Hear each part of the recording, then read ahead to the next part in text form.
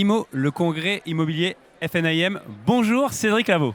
Bonjour. Cédric, vous êtes administrateur à la FNAIM et aujourd'hui, sur cette première journée de cette édition 2024, vous étiez animateur sur un atelier avec un nom percutant, les clés du succès des meilleurs conseillers en transaction, en gestion, en location. On va d'abord se focaliser sur justement ces meilleurs conseillers en transaction. Qu'est-ce qu'il a été dit pendant cet atelier, Cédric? Alors, ce qui était intéressant dans cet atelier, c'était que justement, on n'était pas sur du concept, ni sur un aspect donneur de leçons. On était sur du témoignage pur. Donc, ce qu'il m'a apporté dans cet atelier, c'est de rassembler deux agents immobiliers, une spécialiste en transaction, une au départ transactionnaire qui ensuite a racheté son agence et fait de la croissance externe avec des salariés, et voir quelles étaient à elles deux, ces deux performeuses, les clés de leur quotidien qui leur permettent de renouer avec le succès.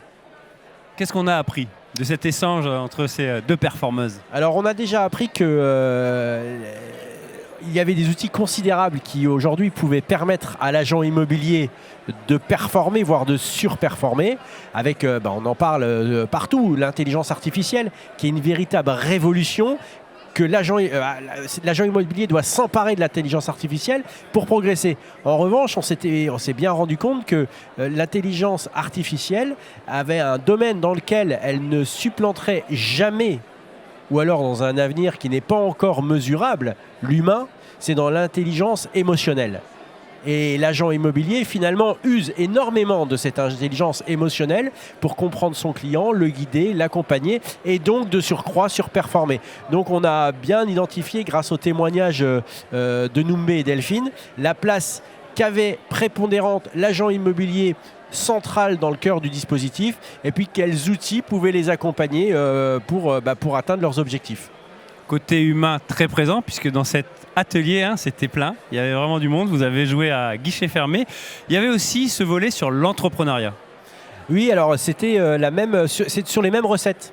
Qu'est-ce qui a permis à Delphine de performer et de maintenir avec beaucoup de résilience sa performance en temps de crise, où tout le monde souffre et où les chiffres d'affaires, compte tenu des volumes, sont plutôt à la baisse. Mais également vis-à-vis de Noumbé, qu'est-ce qui lui a permis d'acheter en pleine crise une agence immobilière et malgré la crise de développer et de faire croître son chiffre d'affaires. Et on s'est rendu compte dans les témoignages, tant pour les recettes à mettre en place pour la transaction que pour l'entrepreneur, finalement les recettes, c'était des recettes relativement basiques, des fondamentaux à additionner, à mettre en place avec travail, rigueur, suivi, remise en question et humanisme, et ça fonctionne.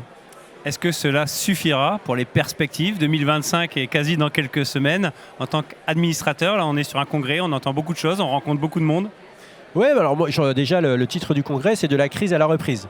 Il ne faut pas oublier que nous sommes mécaniquement plus vers la reprise que de la crise, et donc nécessairement après la pluie, le soleil. Et donc moi, le message que j'ai à passer à tous mes confrères, c'est celui que je m'applique au quotidien, c'est être rigoureux, travailler, être surtout à l'écoute de ses clients, mais pas seulement, aussi à l'écoute de ses collaborateurs, parce qu'on a une société qui évolue, qui change vraiment énormément.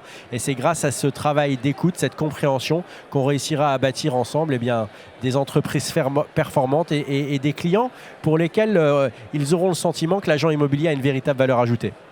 Rigueur, travail et beaucoup d'écoute. Merci beaucoup, Cédric. Merci.